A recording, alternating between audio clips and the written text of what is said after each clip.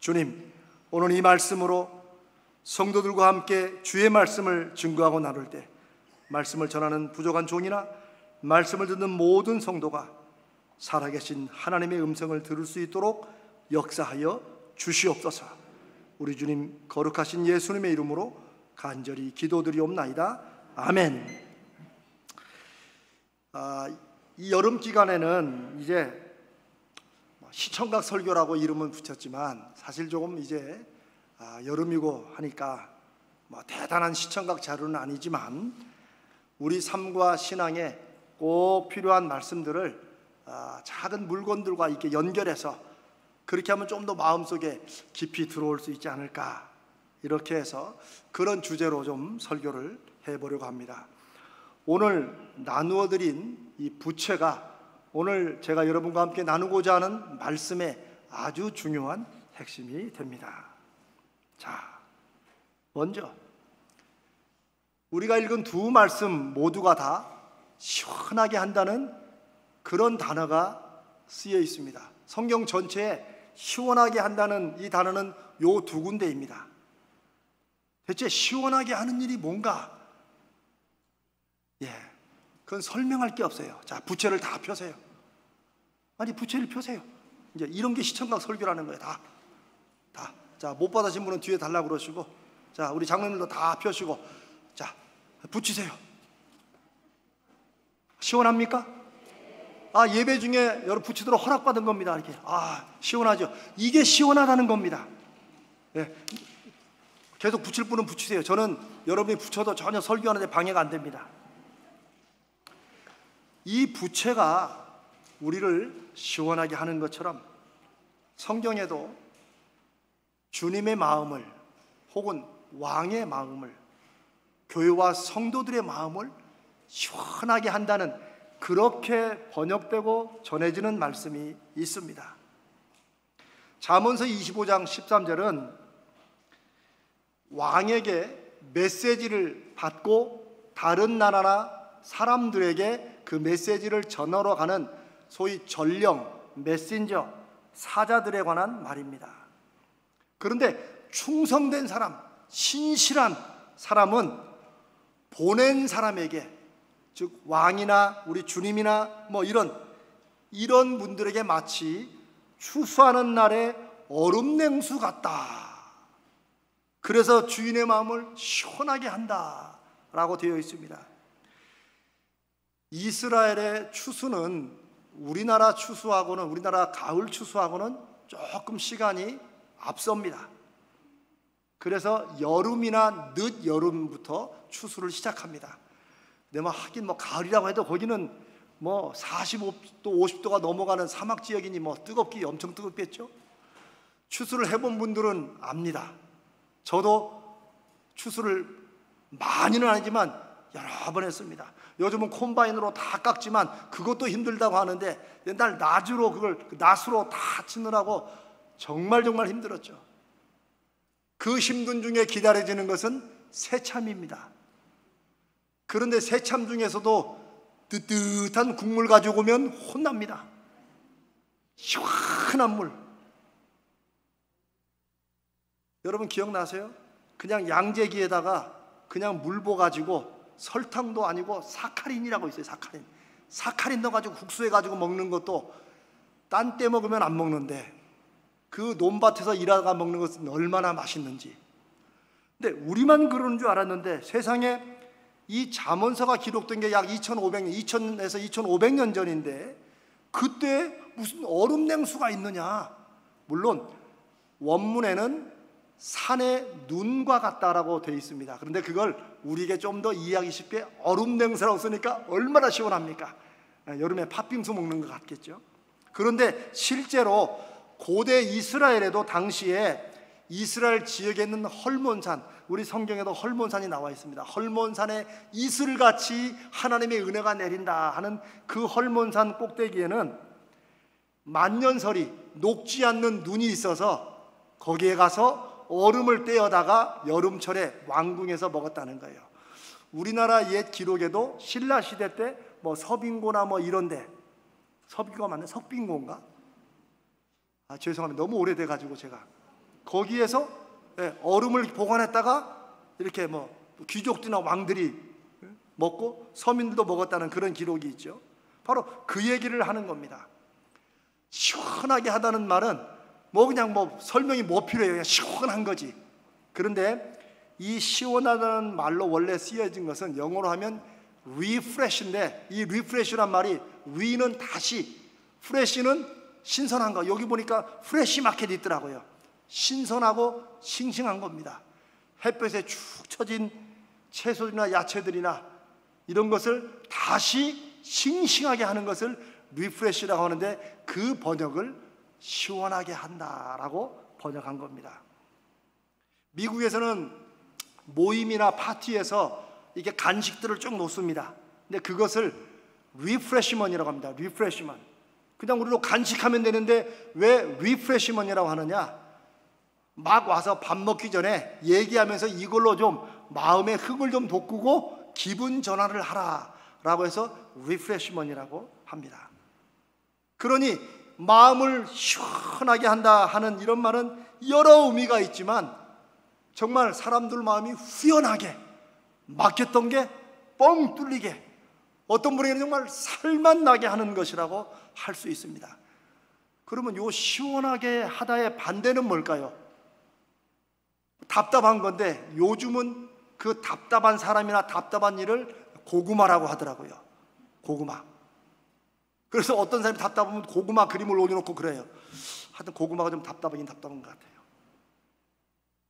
우리의 신앙생활도, 하나님 앞에 살아가는 우리의 마음도 주님의 마음을 고구마처럼 답답하게 할 수도 있겠지만, 주님이 원하시는 것은 시원하게 해드리는 것을 주님도 기뻐하신다는 거예요.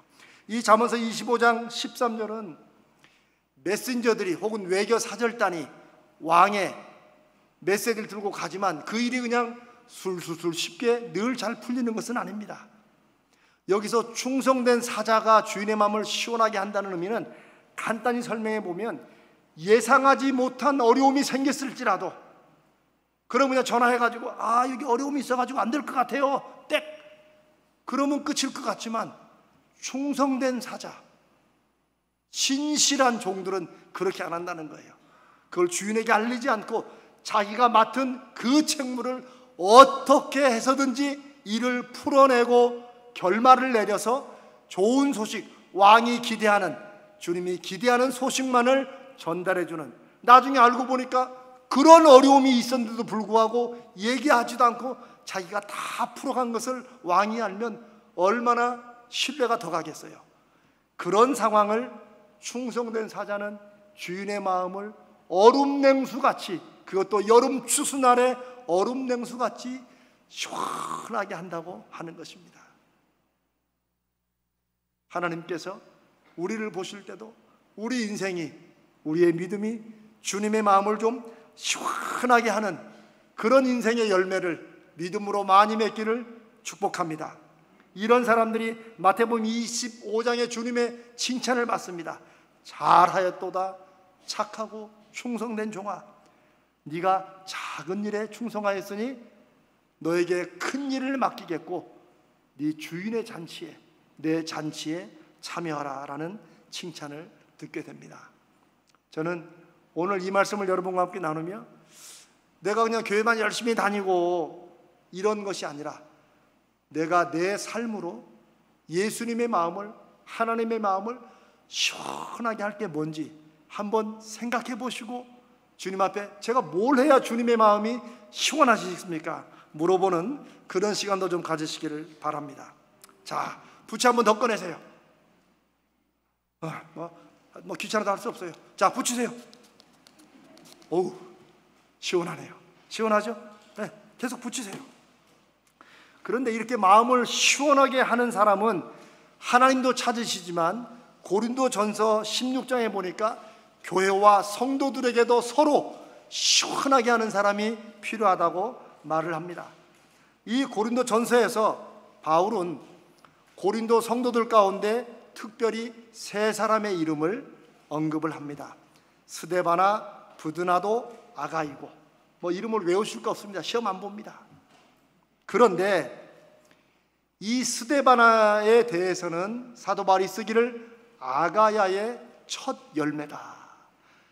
아가야의 첫 열매는 고린도 교회가 세워질 때 바울이 전도로 갔다가 처음 믿은 사람이 스데바나고 그 집안이 믿어서 아마 그들로부터 점점점 전도가 되어서 고린도 교회의 교회가 시작된 것으로 그렇게 생각이 됩니다.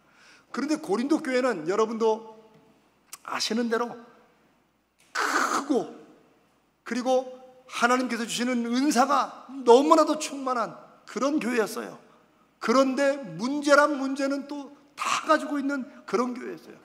그래서 고린도 전서, 고린도 후서, 고린도 교회에 보내는 편지를 2번씩이나 바울이 쓰게 됩니다. 그런데 그런 편지를 쓰기 전에 고린도 교회에 문제가 있다는 얘기가 들려올 거 아닙니까? 소문으로. 그래 바울이 얼마나 답답하겠어요. 얼마나 걱정되고 얼마나 염려가 되겠어요. 그랬는데 바로 이 스데바나가 두 사람과 함께 고린도 교회 성도들이 전하는 편지를 가지고 바울을 찾아온 것입니다. 그리고 그 바울이 그들의 편지와 그들의 얘기를 듣고 마음이 시원해졌다고 지금 그들에게 편지를 쓰면서 그 사실을 언급한 겁니다. 대체 이들이 뭘로 마음을 시원하게 했을까요? 편지를 전달해 준 것도 시원한 거겠죠. 그러나 여러분 사실 어떤 일이 엄청 궁금할 때 그냥 거기 쓰여진 소식만 딱 가지고 오면 그걸로 다 해결이 됩니까? 아니잖아요. 사람이 오면 그 사람에게 뭘 묻고 싶어요? 이건 이렇고 네가 직접 보니까 그 형편이 어떻더냐? 이럴 때 글로 쓴 편지보다는 사람이 입으로 전해주고 마음으로 전하는 게 훨씬 더 마음에 와닿지 않겠습니까? 바울은 바로 그 얘기를 하는 겁니다. 먼 거리를 편지를 들고 온 것도 잘했지만 와서 스데바나가 얼마나 소상하게 고린도 교회의 문제가 무엇인지 어떻게 하는지를 얼마나 자세하게 잘 설명했으면 바울이 나의 마음이 시원하다고, 그리고 그 소상한 얘기를 다 듣고 고린도 교회의 문제를 이렇게 믿음으로 해결해야 된다라고 고린도 전서, 그 다음에 고린도 후서 편지를 쓰게 된 겁니다. 그 말은 스데바나가 교회를 잘 알고 있다는 거예요. 각 성도의 형편도 잘 알고 있다는 거예요. 왜 그런 일이 일어났는가도 인간적으로만이 아니라 믿음으로도 잘 알고 있다는 거예요. 그렇지 못했으면 편지는 가지고 왔는데 그 바울이 그래 아닌데 그건 그렇고 그래 어떻게 해서 일이 시작됐어? 잘 모르겠는데요. 편지만 들고 온 거야 딸랑. 그래 지금 상황이 어떻게 돼가? 잘 모르겠는데요. 이제 이런 사람이 고구마예요. 편지만 들고 왔어. 그러나 스데바나는 어떤 사람이었느냐? 사도 바울이 성도를 섬기기로 작정한 사람이라고 써놨어요. 이 말은 무슨 말이냐면요, 작정하다는 말은 헌신한다, 그 일에 매진한다, 뭐 이런 뜻으로 되는 그런 말인데요, 스데바나는 사실 고린도 교회의 어떤 직분을 바울로부터 받은 사람은 아닙니다. 바울로부터 공식적으로 당신이 고린도 교회를 책임져라, 이것도 아니에요. 그냥 성도 중에 한 사람이에요.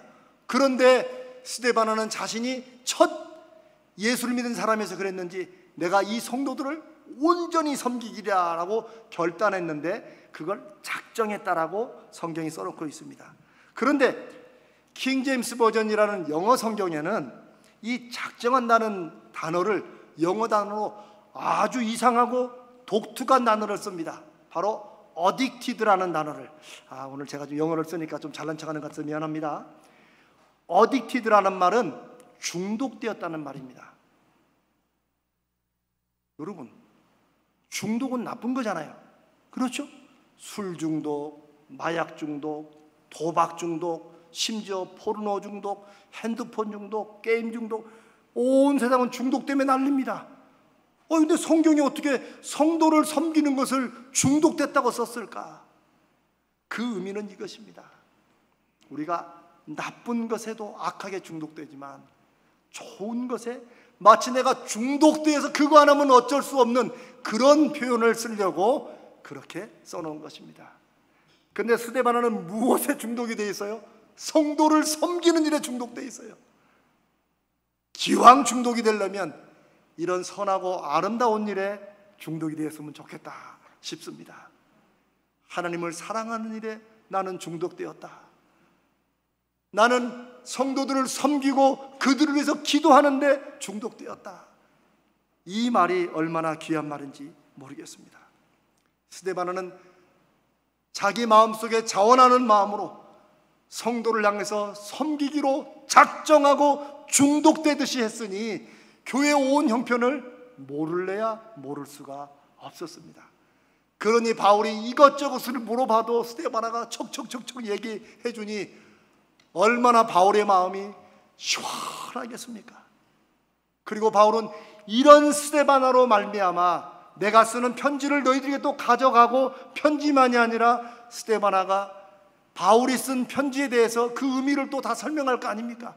그래서 너희들의 마음도 시원하게 했다. 이런 사람들을 알아줘야 된다라고 바울이 말하고 있습니다. 여기서 알아준다는 말은 공개적이고 공식적으로 인정해주고 칭찬해주라는 말입니다. 우리 보통 알아주라고 하면 야, 좀 나 좀 알아주라 그래. 그래, 알아줄게. 자, 알았지? 예, 요즘 이렇게 하고 맙니다. 근데 그거 알아주는 게 아니고 공개적이고 공식적으로 그 섬김과 열심의 사역을 인정해주고 칭찬해주고 순종하라. 순종하라는 말이 그것입니다. 사도 바울은 스데바나와 그 일행들을 이들이 성도를 섬기로 작정한 것을 보고 이런 사람들, 이렇게 섬기는 사람들을 교회에서 리더로 따르고 순종하라고 말하는 것입니다. 교회는 어떤 사람이 리더입니까? 섬기는 사람이어야 된다고 예수님이 말씀하셨습니다.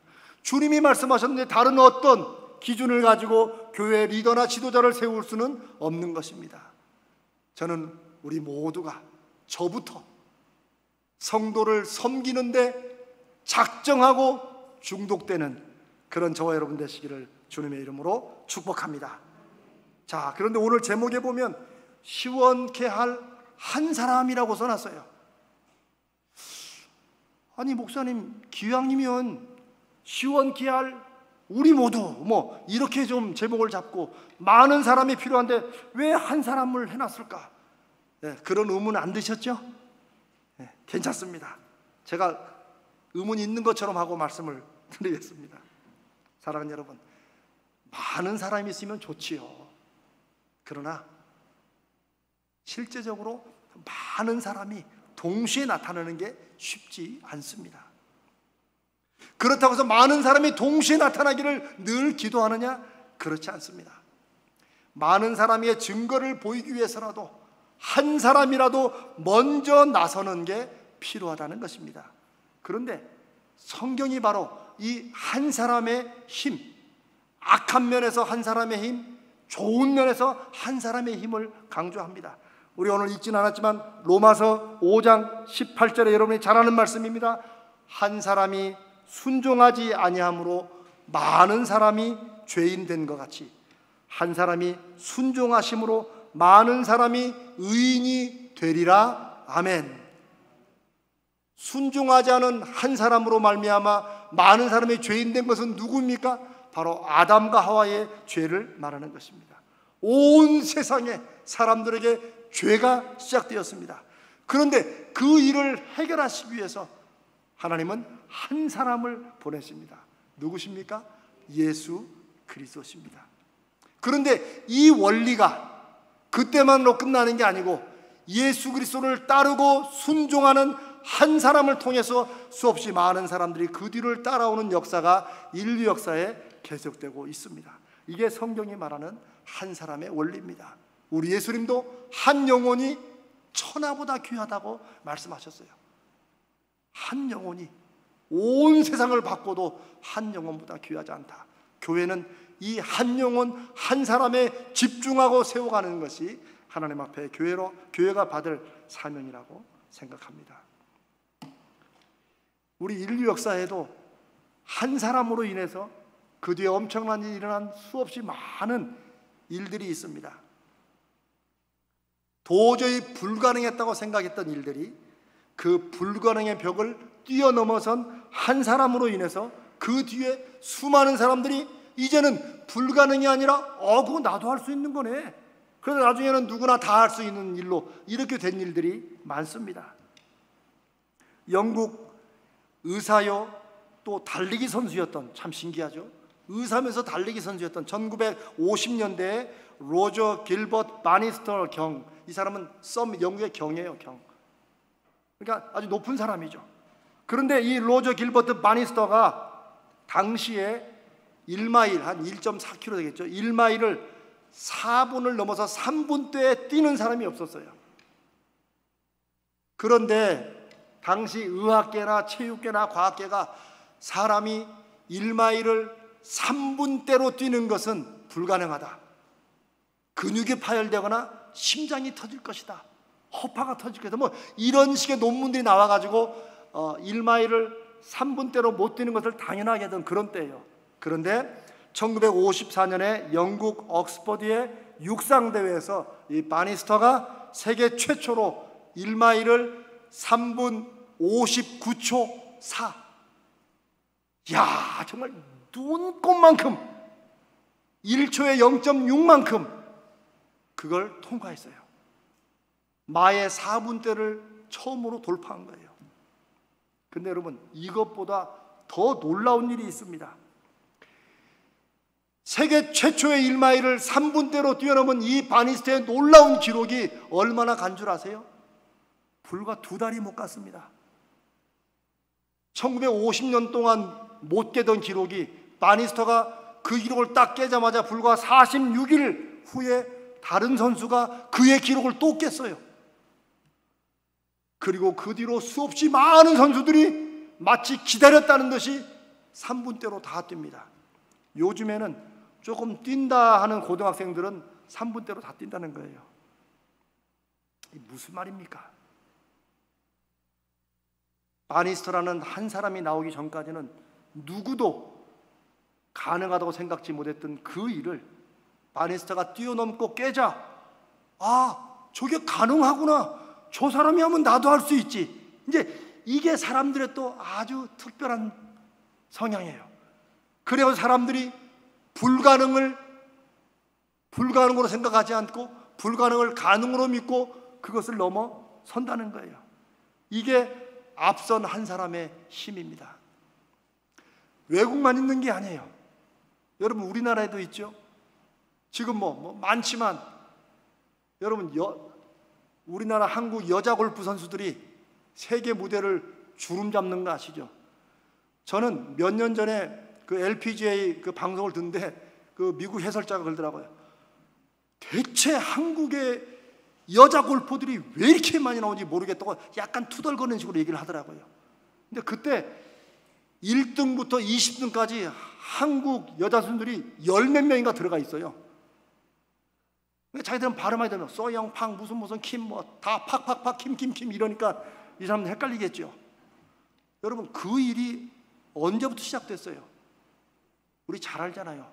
박세리라는 한 사람이, 우리는 그때 기억도 못했던 골프 대회에서 양말 벗고 물속에 들어가 가지고 퍼팅을 해 가지고 그 다음에 세계 최초로 우리나라 최초로 여자 골프 대회 세계 우승컵을 아는 다음부터 예상이나 했습니까? 그 다음부터 그냥 줄줄줄줄, 이제는 이름도 다 못 외워요. 박태환이 그랬고 김연아가 그랬고 뭐 수없이 많은 사람이. 이게 여러분 스포츠계만 그런 게 아닙니다. 사업에서도 그랬고 각 분야마다 한 사람이 사람들이 불가능하다는 길을 뛰어넘을 때 그 다음 사람들이 줄지어 따르는 일들을 우리가 볼 수 있습니다. 온 인류를 죄에서 구원하신 한 분 예수 그리스도의 순종이 많은 사람들을 구원에 이르게 했고, 그 주님의 말씀을 가슴에 새기고 순종하는 한 사람 한 사람을 통해서 복음이 전파되어서 어디까지 왔어요? 저 조선반도까지 가가지고 오늘 저와 여러분이 예수 그리스도를 믿고 이렇게 예배를 드리고 있는 것입니다. 누군가 한 사람이 예수 그리스도 앞에 주님의 마음을 시원하게 하는 일에 작정하고 헌신할 때 하나님은 그 뒤를 따르는 수없이 많은 일들을 이루시는 것입니다. 제 원고에는 여기 마지막으로 부채 한 번 더 붙이세요 그랬는데, 그렇게 하자고 그러면 여러분 좀 귀찮아하실까 봐 그냥 넘어갑니다. 사랑하는 여러분, 이런 한 사람이 바로 여러분 되시기를 축복합니다. 어떤 일이든지, 아유 목사님 제가 이 나이에 뭐 운동을 합니까 뭘 합니까? 아닙니다. 하나님이 붙잡고 쓰시는 사람의 길과 방법은 무궁무진합니다. 내가 능력이 있느냐 없느냐 따지는 것은 믿음의 인생이 아닙니다.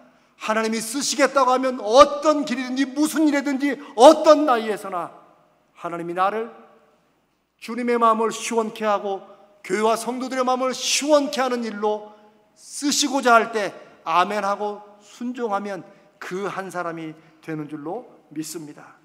저는 하나님의 형상으로 지음받은 성도의 잠재력을 믿습니다. 저는 그것을 공부했고 또 그것을 지금도 가르치고 있고 그것을 여러분과 함께 나누고자 합니다. 제가 얼마 전에 기막힌 말을 하나 들었어요. 여러분 한번 잘 들어보세요. 복숭아 속에 씨가 몇 개인지는 모두가 알지만 그 씨 속에 몇 개의 복숭아가 들어있는지는 아무도 모른다. 제가 듣다가 무릎을 쳤어요. 빨리 적었어요. 사랑하는 여러분, 이게 하나님 나라의 원리이고 비밀입니다. 우리가 한 사람의 힘은 다 볼 수 있고 저 사람이 뭘 하겠나 싶지만 그 한 사람을 통해서 하나님이 무슨 일을 이루실지는 아무도 짐작할 수 없는 것입니다. 우리는 그런 하나님을 기대하며 살아가는 사람들입니다. 이번 여름부터라도, 지금부터라도 우리가 아버지 앞에 주님의 마음을 시원케 하는 인생 한번 살게 해주시옵소서 목표로 삼고 기도하는 여러분 되시기를 바랍니다. 이제 시작한 우리 가자들께 제자훈련도 마찬가지입니다. 이런 한 사람을 세워가는 것이 우리의 목표라고 믿습니다. 제자훈련에 이번에 신청 안 한 분들은 어떻게 해요? 그러면 여러분은 반드시 기도해 주셔야 됩니다. 아니 뭐 저 양반들이 하고 나는 뭐 다음에 하지 이러시지 말고 80명의 이분들이 30조를 잘 수료할 수 있도록 여러분이 꼭 기도해 주시기를 주님의 이름으로 부탁드립니다. 그래야 이 시대에 우리의 인생도 우리 교회도 하나님의 마음을 시원하게 해드리는 그런 영광의 열매를 충만히 맺으시기를 주님의 이름으로 축복합니다.